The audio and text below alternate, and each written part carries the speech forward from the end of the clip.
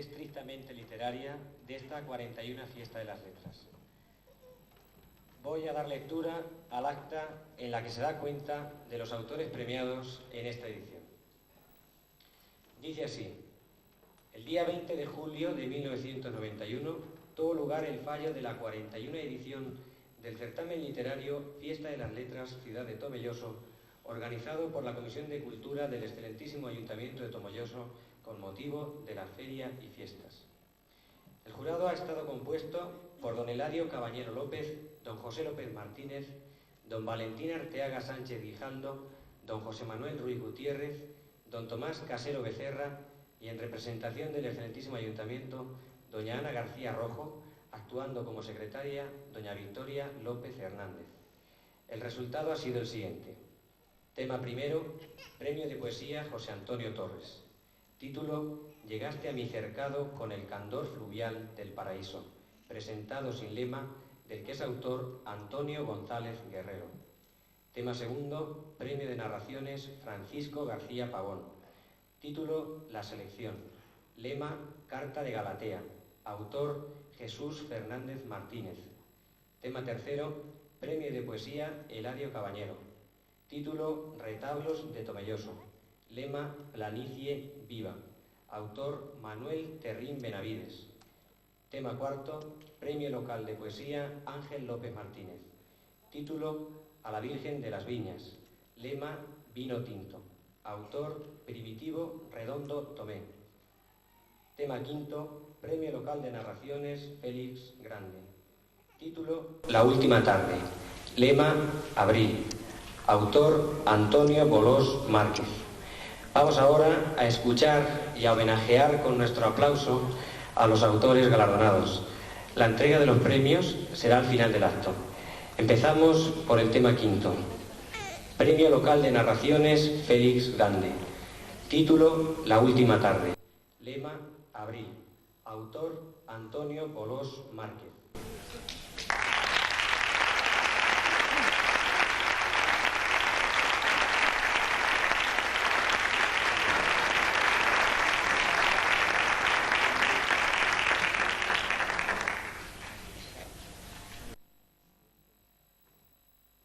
Pues antes de hacer lectura del trabajo, doy las gracias a todos los miembros del jurado por haber elegido mi trabajo y, bueno, en general al pueblo de Tomelloso. No tiene ninguna dedicatoria el trabajo, pero quiero aclarar que en el tiempo que me llevó escribirlo, pues echaba mucho de menos a mi padre y ahora lo dedico pues a toda la gente que ha venido.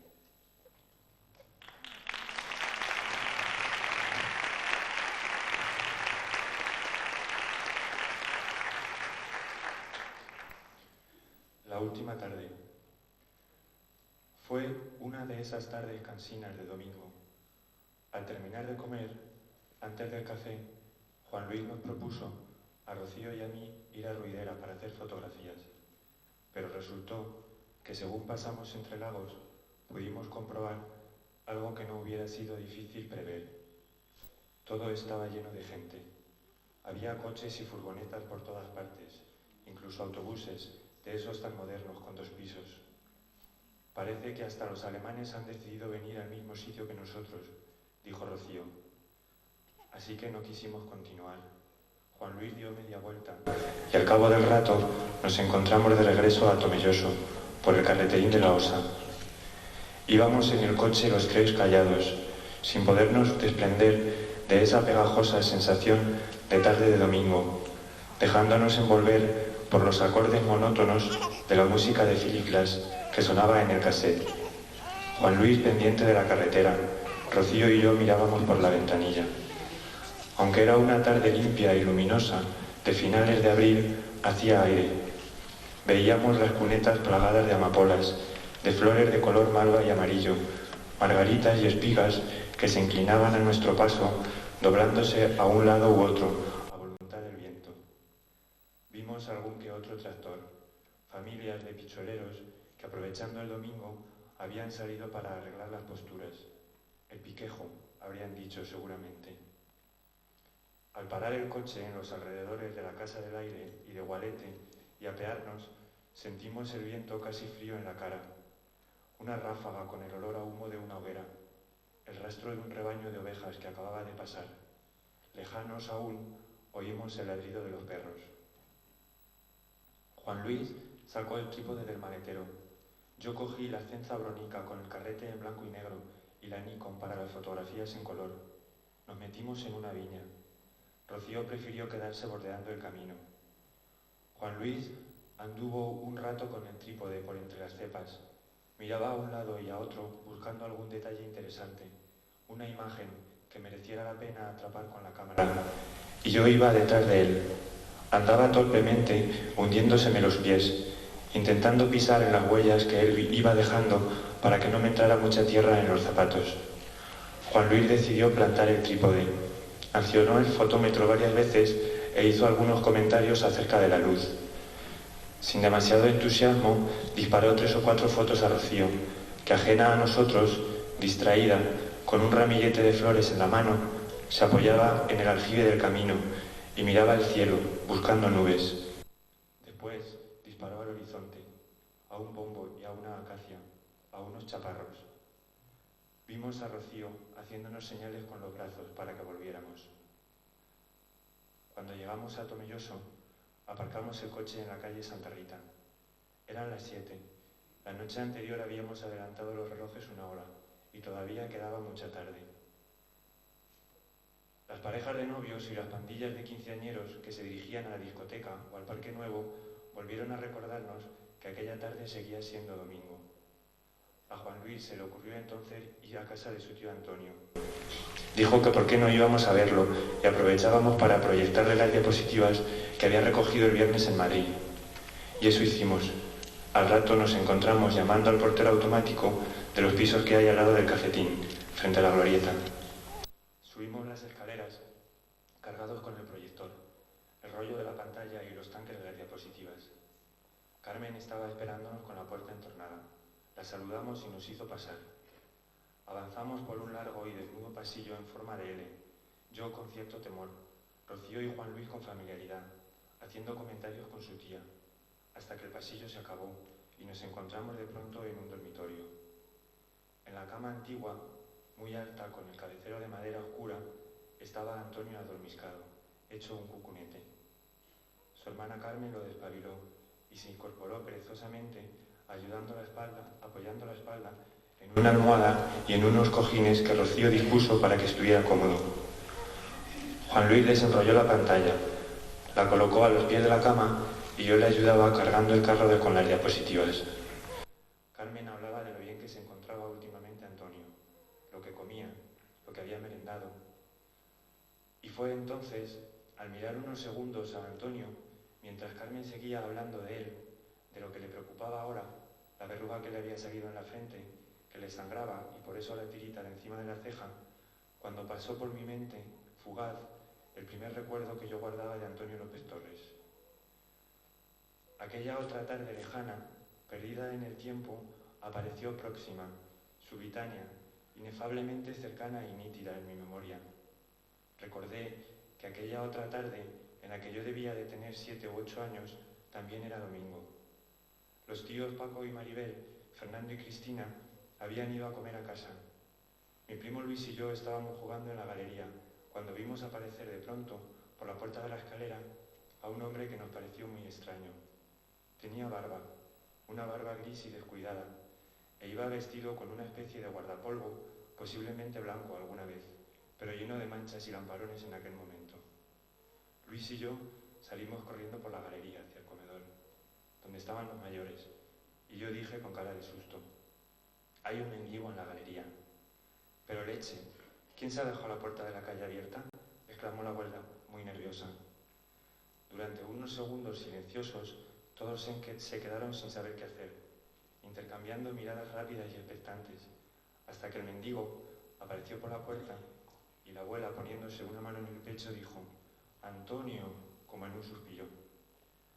Todos se rieron, se olvidaron de Luis y de mí, ofreciéndole café al mendigo e invitándole a sentarse. No lo entendimos. Había muchas actitudes de los mayores que nosotros dos no comprendíamos. Con nuestra mentalidad infantil nos preguntamos aquella tarde por qué cuando venían los tíos de Madrid y se acercaban a casa a comer, desaparecían esas prisas de siempre por recoger la mesa y se quedaban hablando horas y horas, tomando café, la mayoría de las veces hasta las 7 o las 8. Así estaba ocurriendo aquella tarde. Luis y yo no quisimos reanudar nuestros juegos.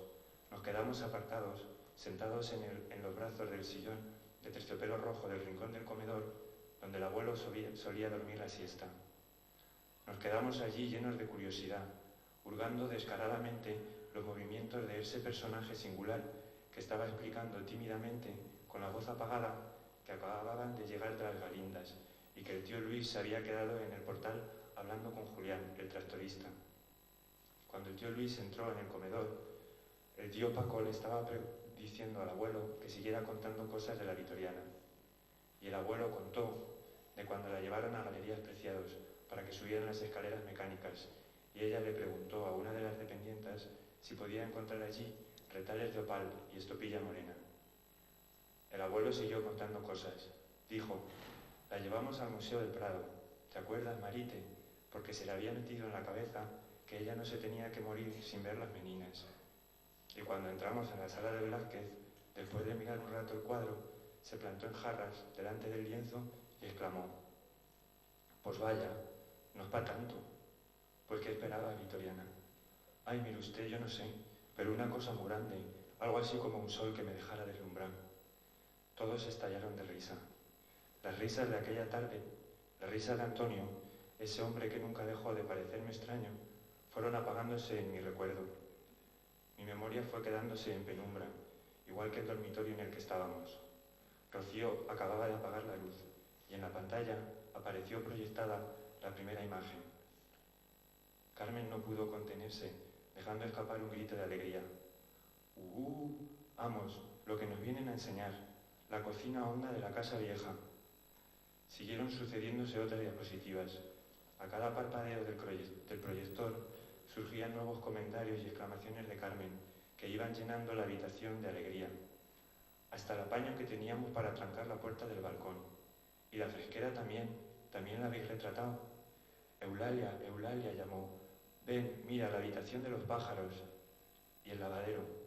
Eso es el lavadero, dijo Eulalia, que había entrado en la habitación como una sombra. Aunque Antonio permanecía callado, yo oía su voz.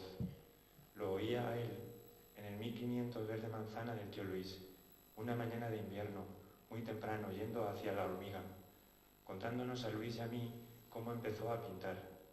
Y al mismo tiempo, en mi imaginación, veía a un niño de 7 años moviéndose por los espacios que nos mostraban las diapositivas, por el lavadero, por las cuadras, los corrales. Veía a Antonio niño escarbando entre los restos de una lumbre que su madre o su tía habían echado, buscando un trozo de sarmiento que le sirviera como carboncillo para dibujar en los paños de las tapias blancas, recién enjalbegadas, el gallo de la voz fuerte, el gorrino o un caballo muy listo que abría con los dientes el grifo de la pila cuando tenía sed. Al volver al dormitorio, porque de algún modo fue como si no hubiera ido en el 1500, vi en la pantalla a Paco Nieva el día de la inauguración del museo, a Fernando Higueras, a Félix Grande, Eladio, Valentín. Antonio estaba hablando de Ángel Andrade. Mira, interrumpió Carmen, esa de la esquina es la hija de la María Olosia. Hubo un silencio. En la pantalla apareció Francisco García Pavón hablando con Antonio López García. Al fondo se entreveía el cuadro de los niños jugando a las bolas. Fíjate, dijo Antonio, qué propios están ahí Paco y Antoñito. Y empezó a hablar de Francisco García Salinas, el padre de García Pavón, de cuando fue teniente alcalde de Tomelloso y organizó una exposición nacional de pintura. Fue en el año 22, o no, en el 23, todavía no había sorteado yo. Estuvieron los grandes de entonces, Manolo Carbonero, Romero de Torres, Zuloaga, Cecilio Pla, Eugenio Hermoso. El proyector siguió parpadeando y continuaron sucediéndose las diapositivas. Aparecían pinturas y dibujos suyos, no los que están en el museo, sino cuadros que pertenecen a particulares. Antonio iba diciendo los nombres. Los chopos al atardecer, en el membrillo. La casa bajo los árboles, también en el membrillo. Tomelloso nevado. Paisaje con escombros al borde del camino. Ese lo pinté en agosto. Anda, que no pase calor. El retrato que le hice a Esperanza en el 62. Espera, Juan Luis, no pases tan deprisa, dijo. Mujeres en una huerta. Ese es vuestro, exclamó Rocío señalándome a mí. La imagen del cuadro que yo había visto tantas veces colgado en el comedor de casa de mis padres me produjo una fuerte sensación de nostalgia. Las diapositivas de los cuadros siguieron sucediéndose y dentro de mí se fue acrecentando ese sentimiento que transmite la pintura realista, el tiempo detenido. Yo pensaba en lo que mi madre me había dicho algunas veces, que todo pasa, que nada se puede poseer, y veía que esos cuadros poseían la luz, con su poder unificador para embellecer todo cuanto toca. Contemplaba las imágenes de la pantalla y sentía la presencia del pintor allí, y lo sentía tan solo, tan desprotegido, en aquella cama grandísima, mirando su propia obra, sus cuadros, que haría un montón de años que no habría visto. Aquella tarde Antonio, rodeado de sus hermanas, con nosotros, pero solo, me hizo pensar en mi propia soledad, en la de cada individuo, y caí en la cuenta de que esa extrañeza con la que lo había mirado siempre no era otra cosa sino temor, el temor que nos suscitan las personas que admiramos, y respeto. Sentí un enorme respeto hacia ese hombre apartado, tal vez decepcionado, como toda persona inocente que no comprende bien la realidad y no la acepta, y sin embargo se mantiene fiel a ella, a su mirada, a lo que sus ojos ven, sin querer cambiar las cosas que le rodean, su paisaje, su vida, su pintura. Me he acordado hoy de aquella última tarde que vi a Antonio, al pasar por la glorieta y ver el museo. Hacía mucho tiempo que no venía a mi pueblo, Tomelloso, y al pasar por aquí he visto la ventana desde la que Antonio López Torres lanzó la última mirada a su tierra. Y lo he visto a él, allí asomado, mirando la vida con pureza, con esa capacidad que tienen algunos hombres para ser lo que son y poder manifestarlo de forma sencilla, a pesar de las dificultades exteriores y la falta de respuesta de los otros. Y he oído también la voz de su hermana, cuando al despedirnos aquella tarde, Antonio nos escribió en un libro: «Gracias por hoy, con todo mi cariño», y Carmen le apuntó: «Antonio, el moñete, que se te olvida el moñete de la ñ».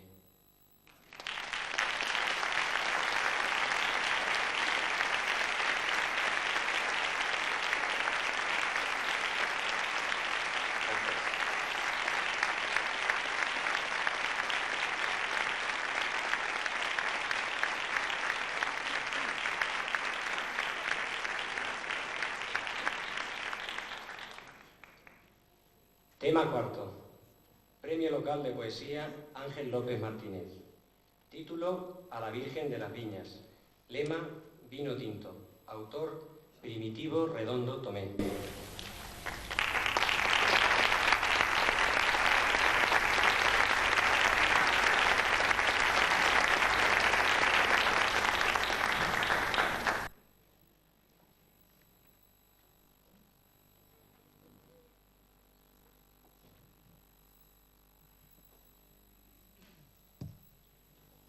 Queridos amigos, me es muy grato el hacer esta lectura delante de todos los tomelloseros y todos los acompañantes que han venido estos días de fuera a estar con nosotros.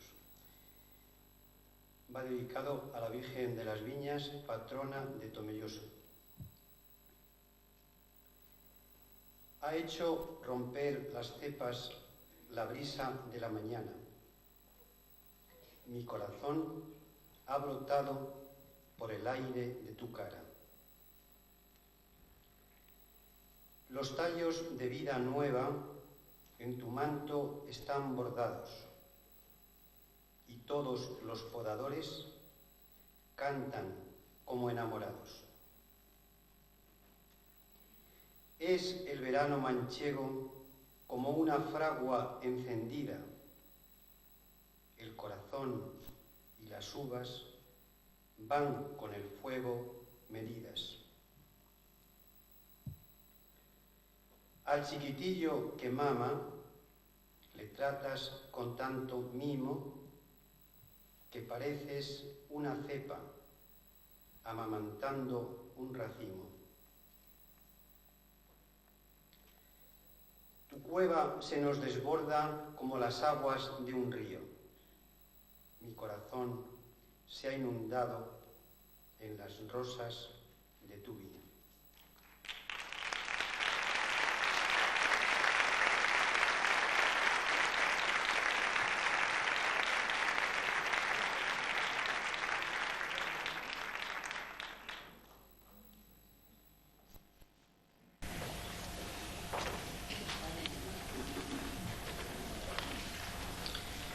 Tema tercero, Premio de Poesía Eladio Cabañero. Título, Retablos de Tomelloso. Lema, Planicie viva. Autor, Manuel Terrín Benavides.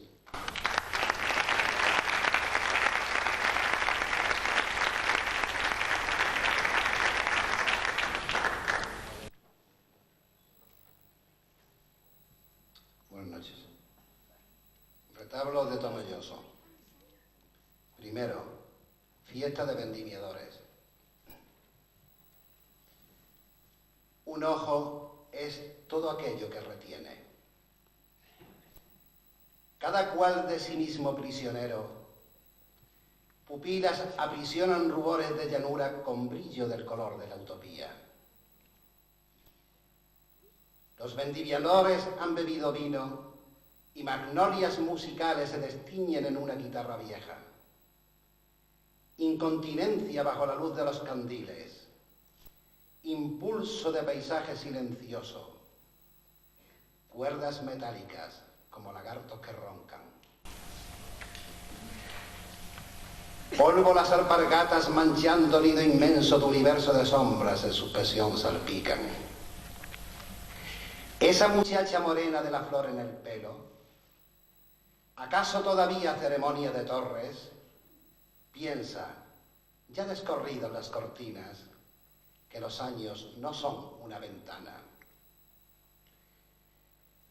Quedan atrás majanos como hinchazón de piedra, arados de biselada dentadura, y empieza el baile de los vendimiadores.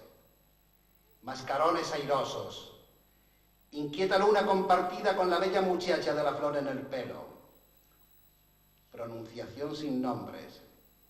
Ojos que cabrillean debajo de las ácenas oscuras. Al fondo, los viñedos acarician la tierra. Euterpe ha saludado desde la sombra.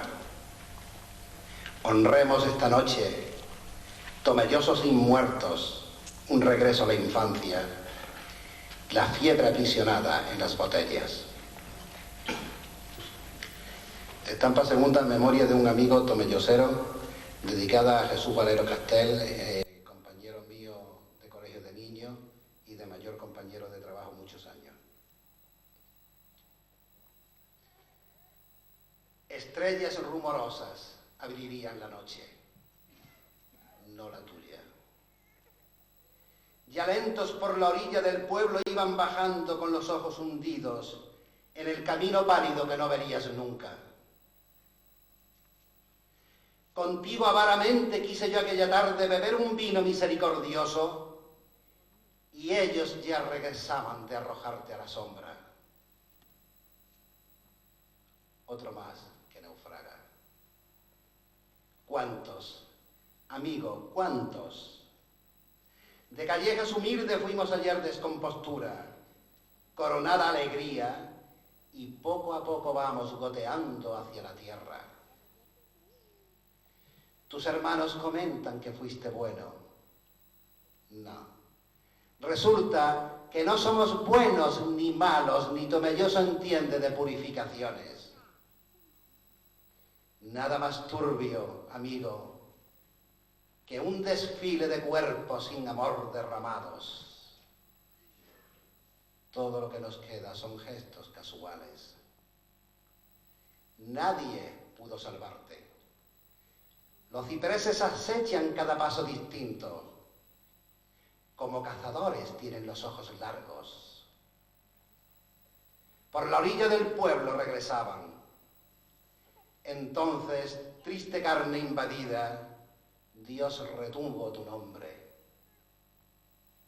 Era cielo la tarde sobre ribazos húmedos, marea de vencejos patriarcales, mortaja de dolor.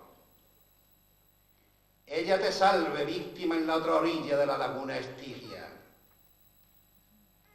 Ya columbarios como madrigueras de penumbra te abrieron al infinito círculo. Ya eres esa verdad que escandaliza. Retablo último, Tomelloso. Reconozco este árbol, aunque ahora sus ramas aniden otros nidos alberguen. Ribera con maizales como lámparas, anchos perfiles, días masticados. El cielo de Tomelloso refleja torres duras con lenguas largas de sabiduría. Viejo sillón airoso, mosto santísimo vomitando en orillas sentimientos paganos. La flor de la culebra, los viñedos, sacramento manchego de horizontes adustos. Mudo avanza conmigo. Dentro escucho el barrito de su trompa calcárea, tumulto de murallas ascendentes soportando en los lomos hordaduras de sangre. Amo enhiestas callejas con heridas que nunca cicatrizan, la ternura evangélica de las palomas bravas, escudos soñolientos, llanuras apacibles donde no existen formas de violencia. Amo palabras viejas como helados riachuelos, la burra parlanchina de un Balaán gitano, tierra dura o conciencia femenina de vino generoso. Y os amo, amigos míos, honestos campesinos, bajo cruces de piedra que la lluvia envejece. Buenas noches.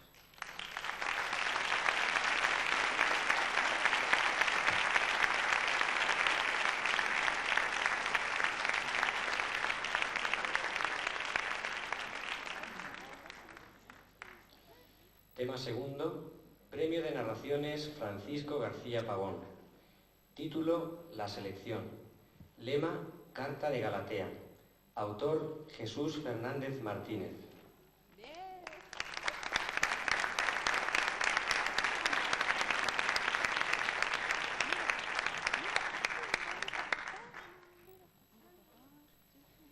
Señoras y señores, en Madrid, de donde yo provengo, para encontrar un trabajo siempre hay que someterse a una prueba de selección. Este cuento yo lo titulo La selección y con el permiso de todos ustedes se lo quiero dedicar a una persona de la que yo he aprendido lo que es el espíritu de trabajo. Él es el tomellosero al que yo más quiero y más admiro. Se llama Santos Rosales.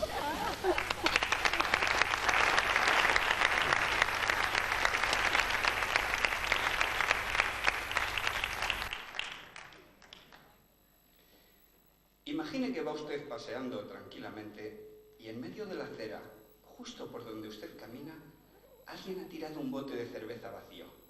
¿Qué hace usted? Me quedé de piedra. Llevaba muchos meses intentando lograr el trabajo. Primero un examen entre los casi 200 solicitantes, luego otro al que apenas fuimos convocados una veintena. Después una entrevista, la semana pasada otra, y hoy nos citan a los 3 aspirantes seleccionados. Y este sujeto me viene con semejante pregunta. Y yo como un flan, y ahí fuera los otros 2 esperando su turno. ¿Y qué queda este hombre que conteste? Perdone, me aventuré a decir. No sé si he comprendido bien. No entiendo qué relación tiene eso con el trabajo.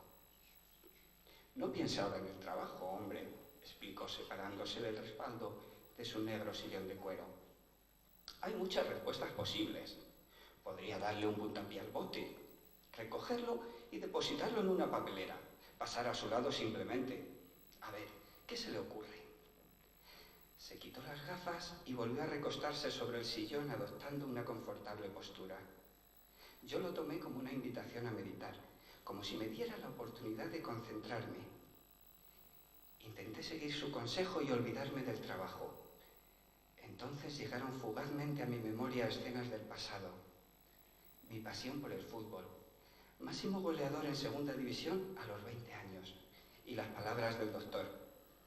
Es una lesión de corazón, Juanca. Las dolencias cardíacas hay que cuidarlas o las consecuencias pueden ser fatales. Vida tranquila y nada de deporte de competición.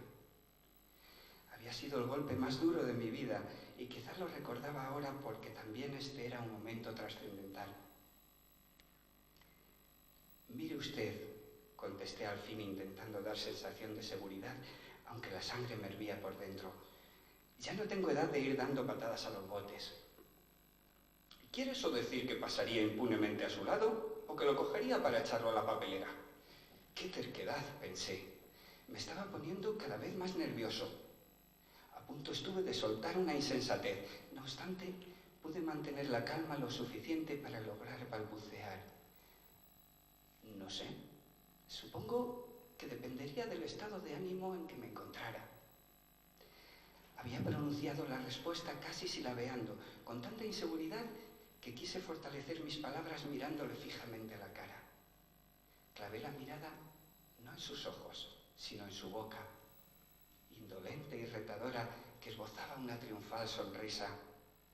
«Muchas gracias», dijo. «Eso es todo». «¿Esto es todo?», protesté aún comedidamente. «En el telegrama decía que esta sería la última prueba de selección». «Y así es, en efecto. Pronto tendrá usted noticias nuestras». Se puso en pie y yo hice lo mismo. El instinto interviene en estos casos y era el primero en advertirme que yo había fallado, que no había sido capaz de interpretar aquella pregunta estúpida. Con la certeza de tenerlo todo perdido, me la jugué a la desesperada. «Reconozco, señor, que no tengo experiencia en estas pruebas de selección, pero ¿podría decirme cuál era el significado de la pregunta?». Él volvió a colocarse sus gafas antes de mirarme de arriba a abajo, de la forma en que se mira a los malos alumnos que han sido suspendidos. Luego, en tono pedante, añadió: «Yo, en su lugar, hubiera dicho que recogería el bote para depositarlo en la basura, aunque no fuera cierto». Dicho lo cual, se despidió extendiéndome la mano y repitiendo que en uno u otro sentido pronto tendrían noticias de ellos. Cuando salí del despacho, la secretaria mandaba pasar al segundo aspirante. A mi seco adiós, ella añadió: «Buenas tardes». Bajé los escalones de 3 en 3 y ni siquiera miré al vigilante de la entrada al pasar por su lado. Mi agitado estado de ánimo había comenzado a manifestarse. Indignación, rabia, impotencia, todo a la vez.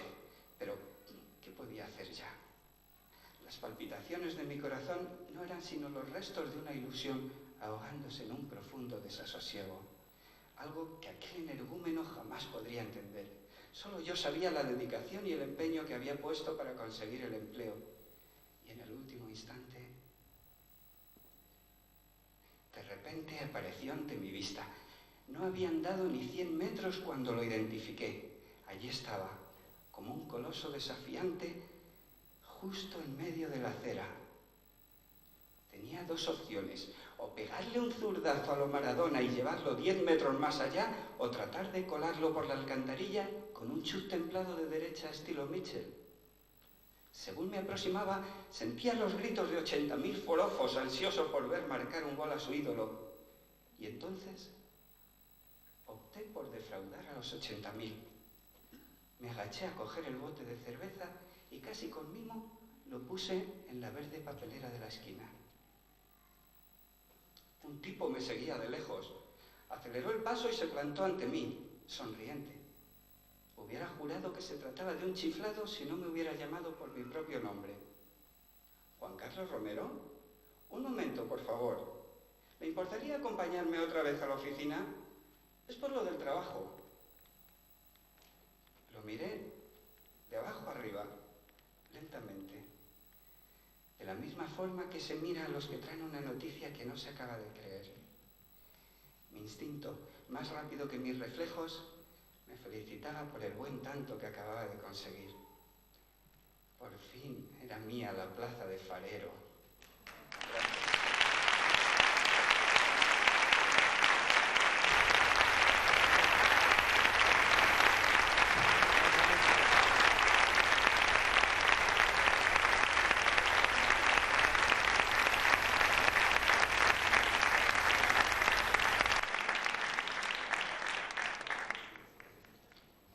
Tema primero, Premio de Poesía José Antonio Torres.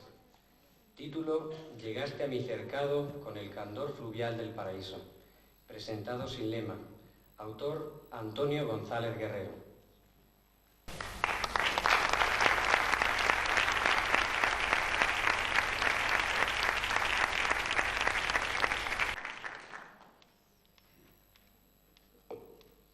Autoridades de Tomelloso, tomelloseros todos, queridos amigos, ilustrísimo jurado de la 41ª edición de la Fiesta de las Letras de Tomelloso, compañeros que me habéis precedido en este estrado. Quiero traeros para todos vosotros, desde aquellas tierras fronterizas de mi León natal, mi saludo más afectuoso, mi saludo sincero de amistad y castellanía. Permitidme que me sienta orgulloso de haber obtenido en esta 41ª edición de la Fiesta de las Letras de la ilustre ciudad de Tomelloso, ciudad por antonomasia de poetas, narradores y pintores. Permítanme, digo, que me sienta orgulloso por 3 razones que, aunque me son ajenas, me benefician en este caso. A saber, la categoría del certamen. Por aquí han pasado las autoridades más sensibles y más serenas y sólidas en poesía. La honestidad del jurado, que es lo que prestigia o desprestigia un premio. En este caso, lo ha venido prestigiando durante 41 años y este año ha dado prueba de ello por los trabajos que ustedes acaban de escuchar. Y en tercer lugar, por la calidad ya contrastada de los compañeros que, como he dicho antes, me han precedido en esta tribuna. A todos ustedes, otra vez, mi saludo desde León y mi agradecimiento.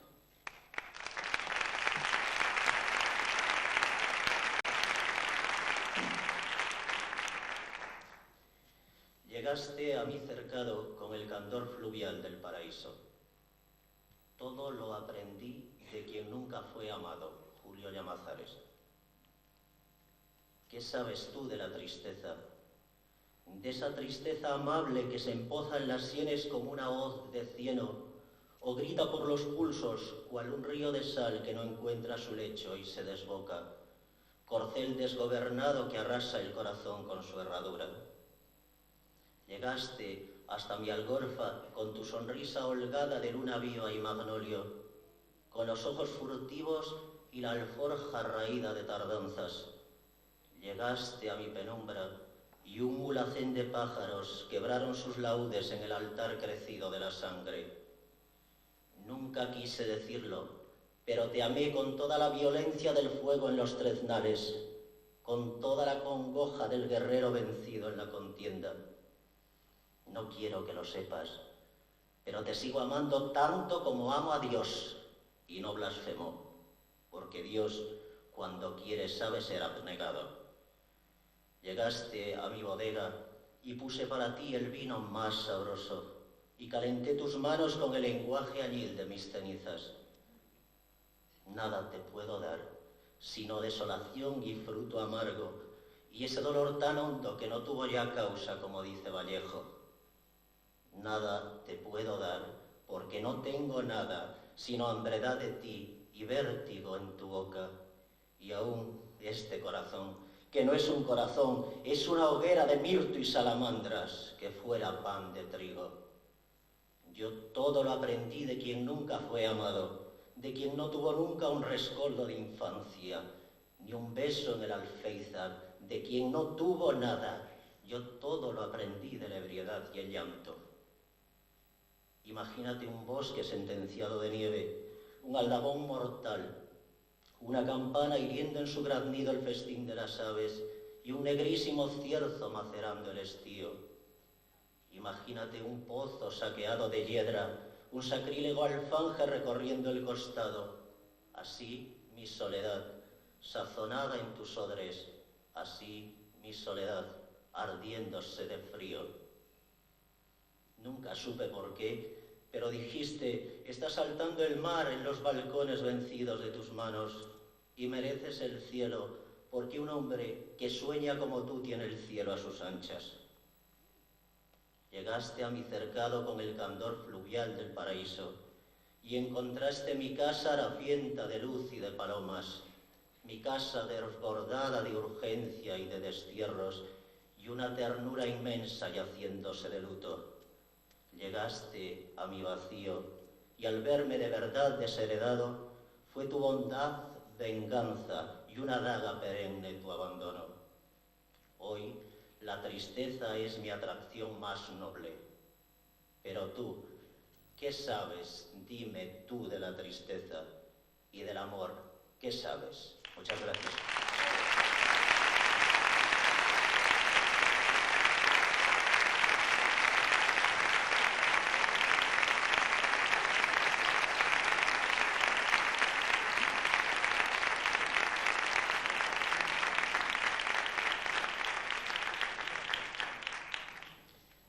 Pasamos ahora al momento culminante del certamen.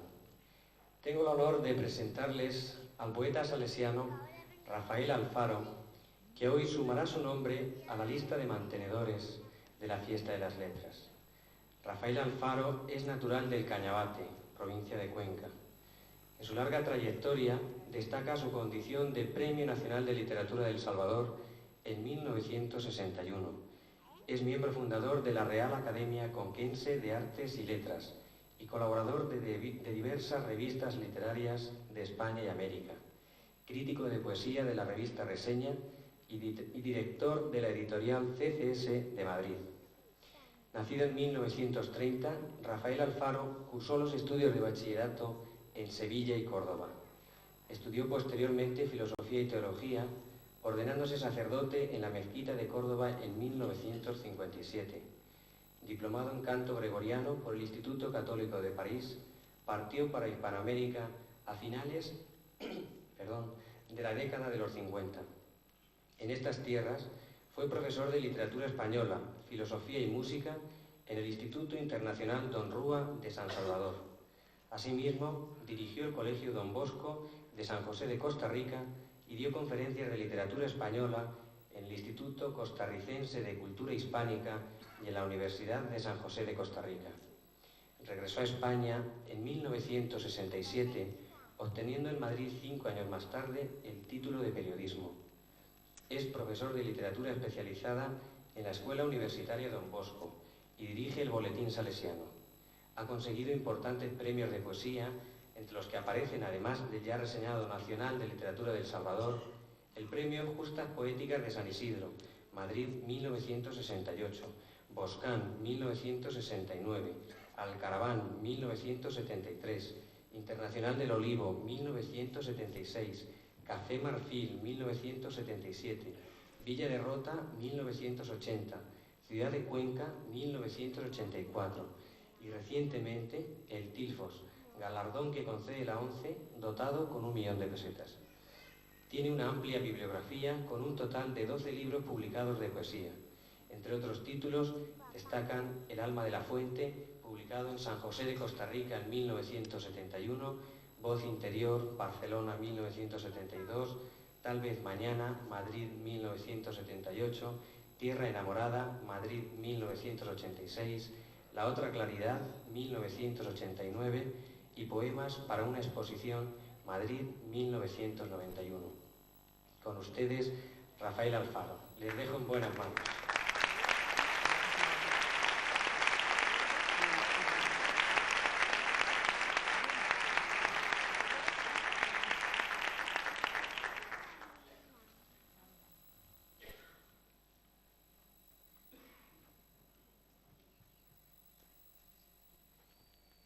De vuelo a la belleza. Juan de la Cruz, cumbre máxima de la poesía española. Amigos, dirijo mi saludo más cordial al excelentísimo señor alcalde de Tomelloso y a la corporación municipal, especialmente al delegado de Cultura del Ayuntamiento.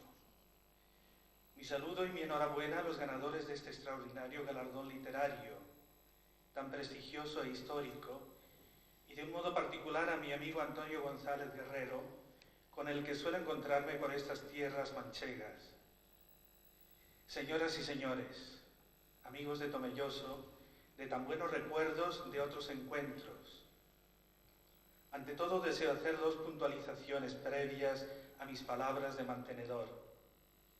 En primer lugar, confesar la emoción que suscita el atravesar esta inmensa llanura manchega conforme se acerca uno a Tomelloso. Es un paisaje estremecedor, siempre nuevo, que sobrecoge y te hace soñar y te impulsa a abarcar la lejanía inabarcable. Ya lo he escrito en un poema. La soledad del campo es más inmensa que la del mar y más amada. Aquí observas la callada dimensión de la tierra, arrezas, la contemplas. Es sin duda uno de los paisajes más grandiosos del mundo. Se diría que el paisaje se sale del paisaje, lo desborda, lo magnifica. Nunca se cansa uno de contemplar esta tierra. Se explican y se comprenden y se saborean la obsesión andariega de Don Quijote y la locura de sus sueños. Diríase que la Mancha está hecha a la medida del genio de Cervantes, infinita y sublime. Y en segundo lugar, decir que Tomelloso es una ciudad paradigmática en el cultivo del arte y de las letras. Llegar al número 41 de los certámenes literarios es una demostración de antigüedad y solera, de prestigio y de altura. No es extraño que de este pueblo hayan salido figuras señeras como Antonio López, Eladio Cabañero, Félix Grande, Francisco García Pavón, Ángel y José López Martínez y Valentín. Es para felicitaros y felicitarnos. La cultura es el mayor signo de la grandeza de un pueblo y el sello que marca a sus hombres y les confiere la mejor nobleza, la del espíritu, y la mayor riqueza, la sabiduría. Entre las diversas conmemoraciones literarias que celebramos en este año 1991, hay 2 inolvidables. El 4º centenario de la muerte de Fray Luis de León, 23 de agosto 1591-1991, y el 4º centenario de la muerte de San Juan de la Cruz, 14 de diciembre 1591-1991. Del poeta salmantino de Belmonte, ya me ocupé en una conferencia pronunciada en Argamasilla de Alba el pasado mes de abril, con ocasión de la fiesta del libro. Sin cometer el error de compararlo al poeta manchego, hoy quiero que mi discurso verse sobre la mayor figura de la poesía española de todos los tiempos y cima de la lírica universal, Juan de la Cruz. Deseo entretenerme con vosotros subrayando algunos aspectos de su obra, y en esta fiesta de la poesía de Tomelloso sirva como homenaje al que es patrono de los poetas españoles. Nunca mejor marco que este para el mejor poeta de la historia y para el mejor maestro de la santidad y de la contemplación en la Iglesia. Comienzo por confesaros que todos los días recito de memoria las 40 estrofas del Cántico Espiritual. Lo hago como ejercicio de gimnasia memorística y como oración personal. Es sin duda el poema más bello de todas las lenguas del mundo, por su elevación lírica y por su riqueza verbal. Es uno de los regalos más inefables de nuestra lengua. Los españoles tenemos el poema lírico más hermoso de todos los idiomas, el Cántico Espiritual, y la novela más grandiosa de todas las literaturas, el Quijote. Creo que todo español debería saberse de memoria el gran poema y acercarse con frecuencia a esa fuente de sabiduría que es la creación de Cervantes. Gocémonos, amado, y vámonos a ver en tu hermosura. Juan de la Cruz era un apasionado de la belleza. Digamos belleza con mayúscula o belleza absoluta. Es algo que llevaba en la sangre y que buscaba sediento. ¿A dónde te escondiste, amado, y me dejaste con gemido? Como el ciervo huiste habiéndome herido, salí tras ti corriendo y ya eras ido. El amado es la suprema belleza, que él cifra en los más hermosos símbolos y metáforas, nombres de cosas bellas experimentadas. Mi amado, las montañas, los valles solitarios, nemorosos, las ínsulas extrañas, los ríos sonorosos, el silbo de los aires amorosos. La noche sosegada en par de los levantes de la aurora, la música callada, la soledad sonora, la cena que recrea y enamora. Una hermosura que anhela ver y gozar, expresada en verso y en prosa. Gocémonos, amado, y vámonos a ver en tu hermosura, al monte o al collado, domana el agua pura, y entremos más adentro en tu hermosura, en su espesura.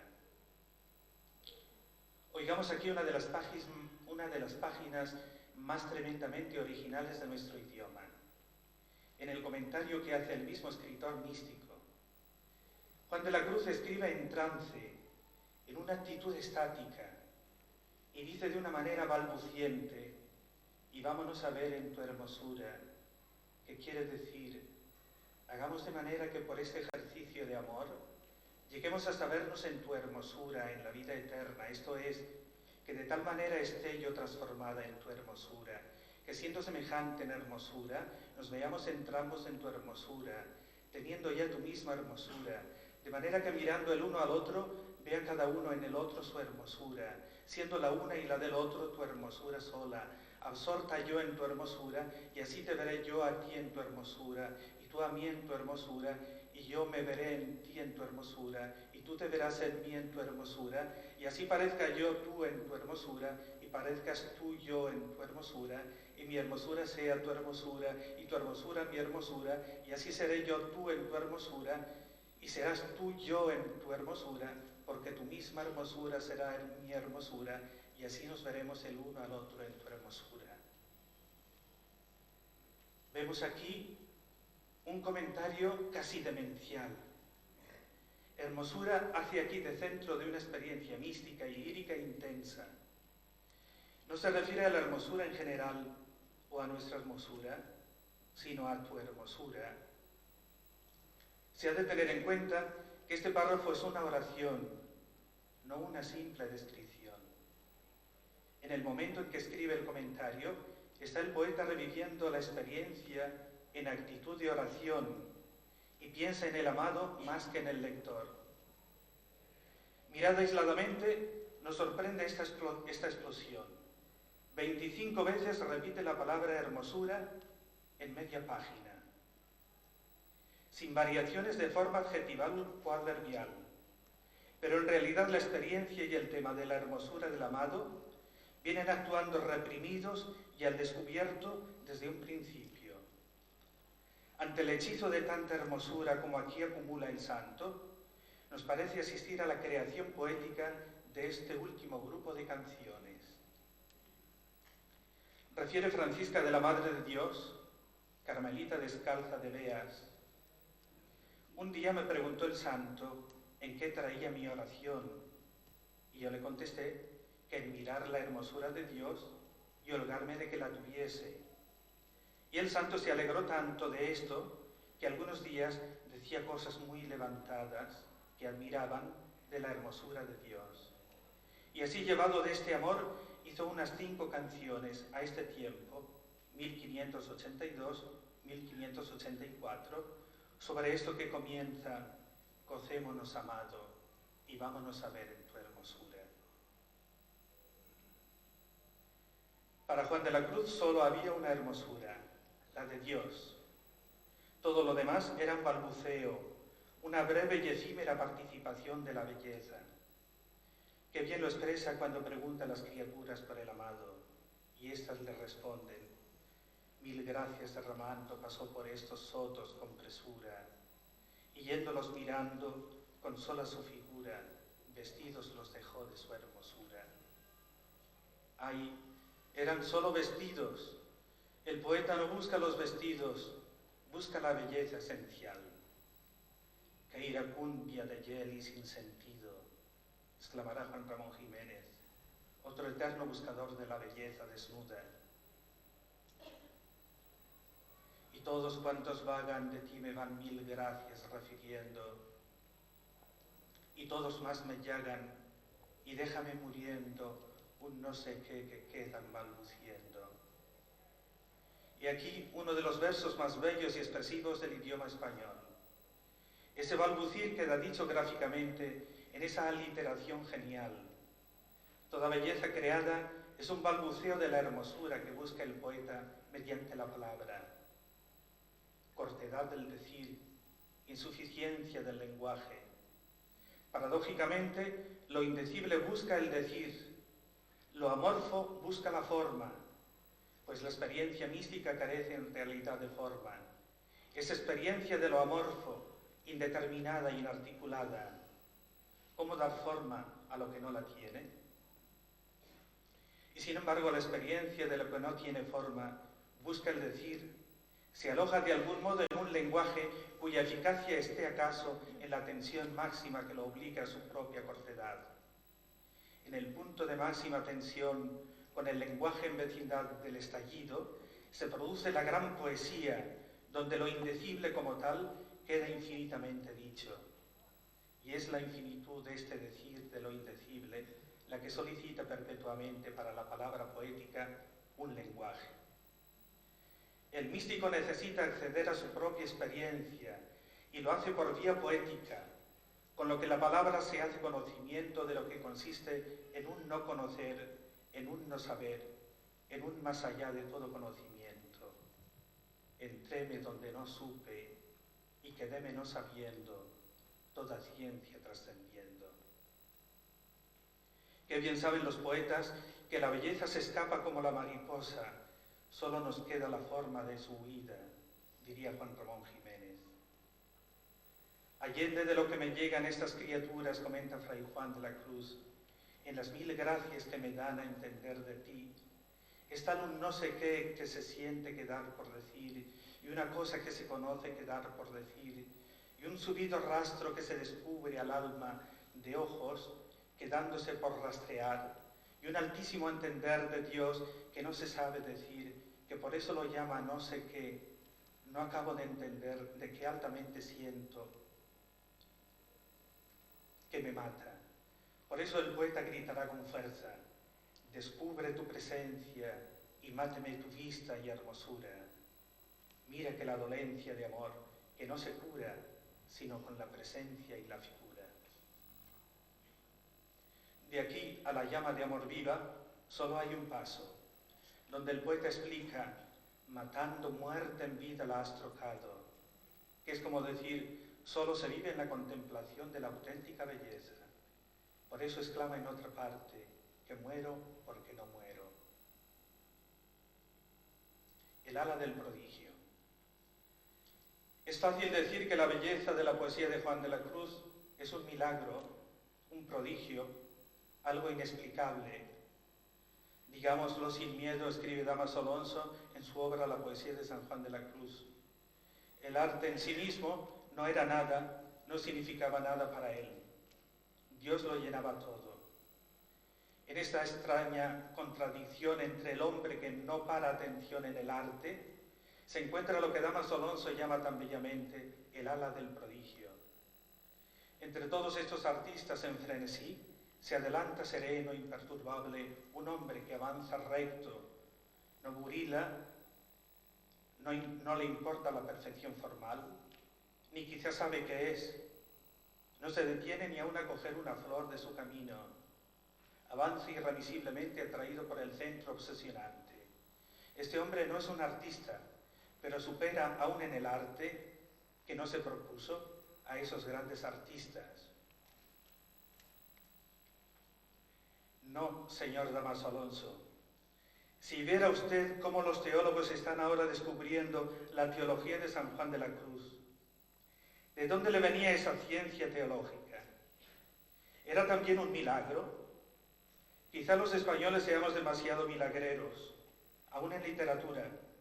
Lo que no entendemos muy bien lo despachamos enseguida con frases como el ala del prodigio, Hay una preciosa anécdota que nos habla del cultivo poético de Juan de la Cruz. Sucedió también en Beas de Segura, cuando la Madre Magdalena del Espíritu Santo, asombrada de las palabras de las estrofas del cántico, que tanto comprendían y tanto adornaban, le preguntó, interesada, si se las había dado Dios, y el santo le contestó con toda naturalidad y sencillez: hija, unas veces me las daba Dios y otras las buscaba yo.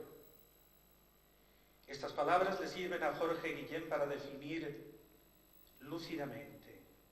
San Juan de la Cruz acierta con el equilibrio supremo entre la poesía inspirada y la poesía construida. Se insinúa un arte entre los versos que los dota de una trascendencia a la vez humana y divina. Digámoslo de una vez y con claridad: Juan de la Cruz es un prodigio de sensibilidad artística y poética, que en su propia escuela ha sabido discernir su teología y su poesía, llegando a demostrar la realidad del genio español. Las grandes creaciones de nuestro idioma se han realizado a solas y, por desgracia, entre los barrotes de una cárcel. Tenemos los ejemplos a la mano: Juan de la Cruz, Cervantes y Fray Luis de León. Y las tres obras sublimes: el Cántico Espiritual, el Quijote y los Nombres de Cristo. Muy atinada es la idea de Luis Cernuda. En San Juan de la Cruz escribe: la belleza y pureza literarias son resultado de la belleza y pureza de su espíritu, es decir, resultado de una actitud ética y de una disciplina moral. No es quizá fácil apreciar esto hoy, cuando todavía circula por ahí como cosa válida ese mezquino argumento favoreciendo la pureza en los elementos retóricos del poema, como si la obra poética no fuera resultado de una experiencia espiritual, externamente estética, pero internamente ética. Lo que pasa es que Juan de la Cruz jamás aspiró a glorias literarias. Solo quiso escribir unos poemas y sus comentarios para sus frailes y sus monjas del Carmelo. La gloria le ha venido posteriormente, sin pretenderla ni buscarla. Y mirad por dónde, paradójicamente, hoy la crítica ve en el frailecico al máximo de los poetas españoles y una cima de la lírica universal. Una belleza expresada a través de símbolos. Poesía pura la de Fray Juan de la Cruz, vibración espiritual apuntada directamente al sentimiento, música inefable más allá de los sentidos. Sus palabras no aluden a realidades inmediatas, sino que son símbolos de lo que está más allá de la realidad. La noche como símbolo de un estado de espíritu. En una noche oscura con ansias en amores inflamada, oh dichosa aventura, salí sin ser notada, estando ya mi casa sosegada. La llama como símbolo del espíritu de amor, oh llama de amor viva, que tiernamente hieres de mi alma en el más profundo centro. Pues ya no eres esquiva, acaba ya si quieres, rompe la tela de este dulce encuentro. La fonte que emana y corre, la Trinidad. Qué bien sé yo la fonte que emana y corre, aunque es de noche. Junto a ellos toda una serie de recursos técnicos que no pueden venir al poema por generación espontánea. Aliteraciones, el ciervo vulnerado, aguas, aires, ardores, un no sé qué que quedan balbuciendo. Degradaciones, adolezco, peno y muero. Giros afectivos, o cauterio suave, o regalada llaga, o mano blanda, o toque delicado. Antítesis, que tiernamente hieres, llama que consuma y no da pena, matando muerte en vida la has trocado. Oh vida, no viviendo donde vives, me hice perdidiza y fui hallada, que muero porque no muero, entréme donde no supe. Música callada, soledad sonora. Y junto a esto, la combinación felicísima del léxico popular y rústico, ejido, manida, majada, salamar, compañas. con palabras de sentido hierático tomadas del Cantar de los Cantares: ciervo, ventalle de cetros, almena, azucenas, granadas, palomicas. Voces cultas como vulnerado, nemoroso, bálsamo, aspirar, y diminutivos deliciosos: pastorcico, palomica, tortolica, avecica, carillo. Y todo ello unido a un significado que nos envuelve inmediatamente en su llama, en su música, en su aire, en su arrobo. Mas ¿cómo perseveras, oh vida, sin vivir a donde vives, haciendo porque mueras las flechas que recibes de lo que del amado en ti concibes? Oh cristalina fuente, si en esos tus semblantes plateados formases de repente los ojos deseados que tengo en mis entrañas dibujados, apártalos, amado, que voy de vuelo. Vuélvete, paloma, que el ciervo vulnerado por el otero asoma al aire de tu vuelo y fresco toma. En la escuela de San Juan de la Cruz. Si muchos son los poetas que han admirado la obra de Juan de la Cruz, pocos son los que han podido seguirle. Es inaccesible su altura. Solo tiene lectores y admiradores, pocos los que van a zaga de su huella. Un hipotético lector perfecto de su obra podría llegar a conocer la experiencia sobre la que se originaron en el mismo grado en que el poeta la conoció, no experimentarla ni vivirla, cosa muy diferente, tan diferente como la vida y la poesía misma son entre sí, dice José Ángel Valente, el poeta que hoy se está acercando a un cierto tipo de poesía iluminativa.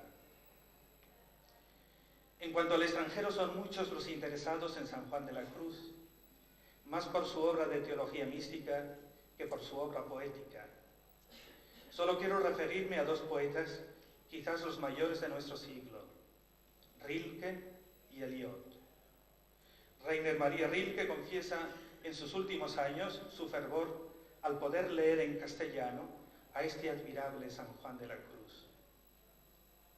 Caso distinto es el de Eliot en los 4 cuartetos, su obra más importante. Se nota una influencia no solo espiritual, sino incluso material. Diríase que copia el español al pie de la letra en su programación de la noche oscura. Oigan, si no, estos versos de la tercera parte de Íscúcar, del segundo de los cuartetos. Dicen que digo algo que ya dije antes, lo diré nuevamente. Para poder llegar allí donde uno está, desde donde no está, hay que ir por un camino donde no existe el éxtasis. Para llegar a lo que uno no sabe, hay que ir por un camino que es el de la ignorancia. Para poseer lo que uno no posee, hay que ir por el camino donde uno no está. Para llegar a lo que uno no es, hay que ir por el camino donde uno no está. Y eso que uno no sabe es lo único que sabe. Y eso que uno posee es lo que no posee. Y donde uno está es donde uno no está. Esto es ni más ni menos lo que nos dice Juan de la Cruz en la subida al Monte Carmelo. Para venir a lo que no sabes, has de ir por donde no sabes. Para venir a lo que no gustas, has de ir por donde no gustas. Para venir a donde no posees, has de ir por donde no posees. Para venir a lo que no eres, has de ir por donde no eres. Para venir a saberlo todo, no quieras saber algo en nada. Para venir a gustarlo todo, no quieras gustar algo en nada. Para venir a poseerlo todo, no quieras poseer algo en nada. Para venir a serlo todo, no quieras ser algo en nada. Así expresa el santo gráficamente las negaciones y renuncias de la noche oscura. Amigos, no es el momento de cantarlo todo, de decirlo todo. Cerca de la Navidad, Fray Juan está muriéndose en su convento de Úbeda. Una llaga en forma de cruz destila una secreción viscosa y densa, pero que despide un intenso olor a rosas.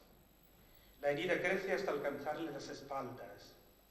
El prior empieza a leerle la recomendación del alma.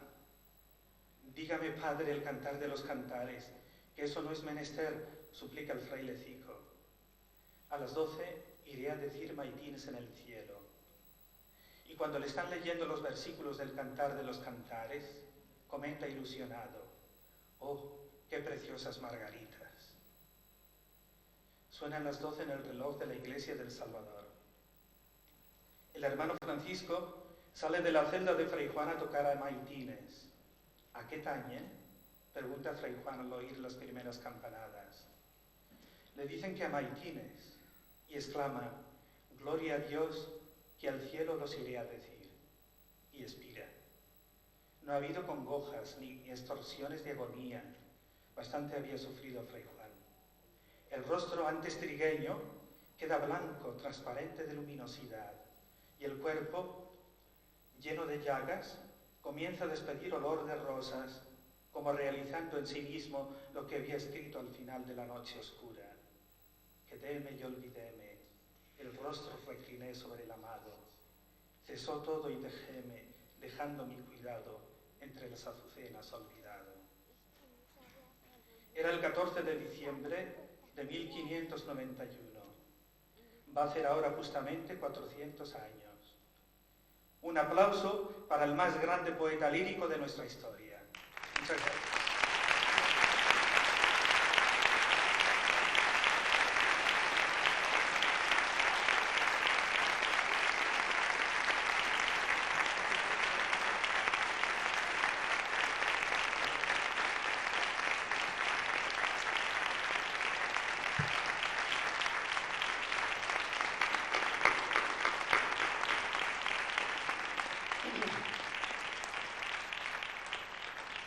Vamos a concluir el acto con la entrega de premios a los autores galardonados y para ello pido que suban al escenario don José María Arco Funes, don Antonio Ropero Muñoz, don Francisco Javier Martín del Burgos y Marro, don Francisco Ureña Prieto y don Francisco Javier Lozano de Castro.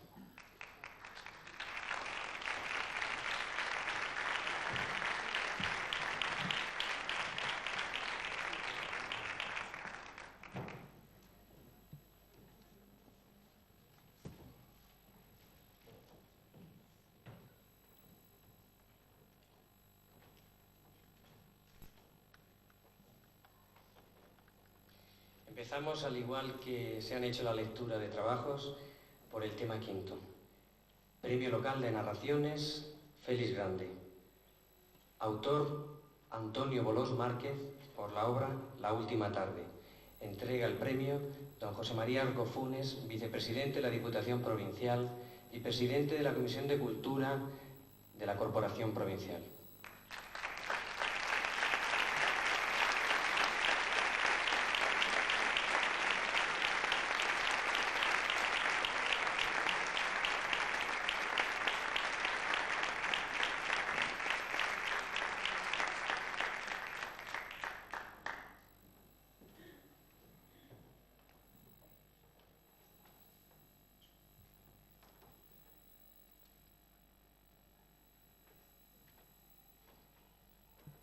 Tema cuarto, Premio Local de Poesía Ángel López Martínez. Autor, Primitivo Redondo Tomé. Entrega el premio don Antonio Ropero Muñoz, primer teniente de alcalde del Ayuntamiento de Tomelloso.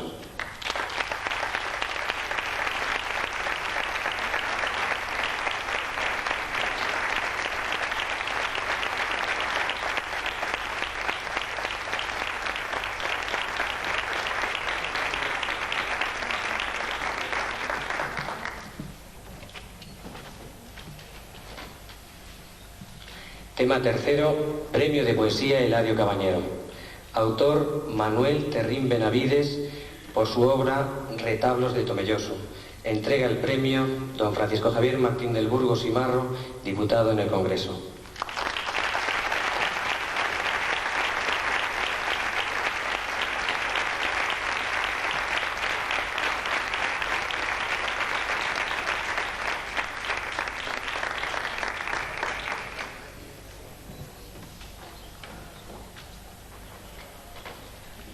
Tema segundo, Premio de Narraciones Francisco García Pavón. Autor, Jesús Fernández Martínez, por su obra La Selección. Entrega el premio don Francisco Ureña Prieto, presidente de la excelentísima Diputación Provincial.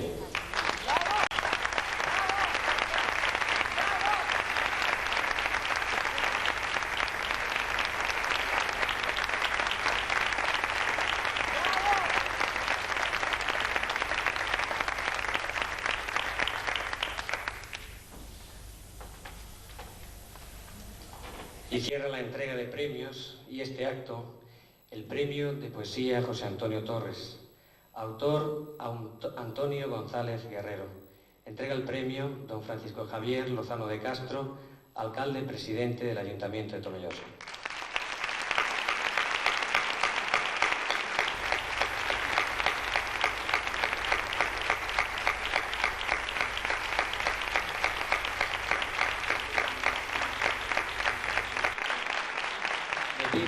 Me piden que suban los autores premiados arriba y de ese modo vamos a clausurar este acto. Si quieren los autores premiados subir y perdonen por haberles hecho bajar.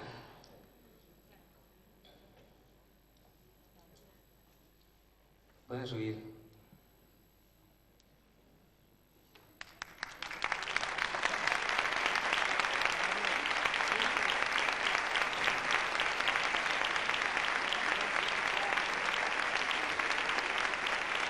Gracias a todos una vez más por su presencia y hasta el año próximo. Que este certamen siga resultando tan brillante como hoy. Hasta el año que viene.